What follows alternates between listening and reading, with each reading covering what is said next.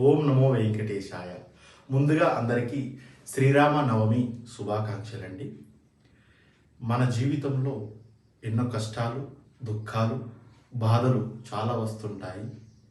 కాబట్టి శ్రీరాముణ్ణి ఆదర్శంగా తీసుకుని ఆయనకి ఎన్ని కష్టాలు వచ్చినా, ఎంత దుఃఖం వచ్చినా, ఎన్ని బాధలు వచ్చినా ధర్మం వైపు నిలబడ్డాడు. మనము కూడా ధర్మం వైపు నిలబడి శ్రీరాముని మార్గంలో మనము నడవాలని మనస్ఫూర్తిగా కోరుకుంటున్నాను. ఒక చిన్న పరిహారము నాకు తెలిసింది మీకు చెప్పాలనుకుంటున్నాను. ఇంటిలో పట్ల సమస్యలు ఉన్నా, ఎన్ని బాధలున్నా, ఎన్నో పూజలు చేసి ఉంటారు, వ్రతాలు హోమాలు ఎన్నో చేసి ఉంటారు. కానీ నేను చెప్పేది ఒకటి పాటించి చూడండి, చేసి చూడండి.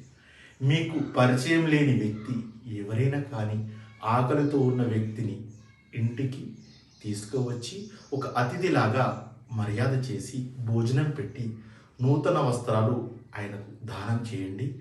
ఇలా చేసి చూడండి, శ్రీనివాసుని ఆశీస్సులు, గోవిందుని ఆశీస్సులు మీపై ఉంటాయండి. మీకు అంతా బాగా జరుగుతుంది. గోవింద గోవింద.